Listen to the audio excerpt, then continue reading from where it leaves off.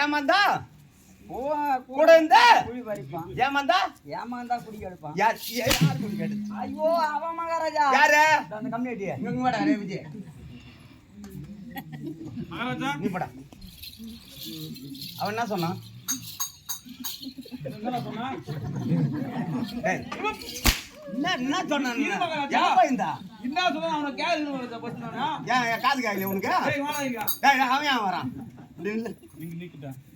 Nikita. காது கேக்குமா கேக்காதா? கேக்கு. எதனா ஒரு பக்கம் வீங்கி போயிடுதா? எங்க?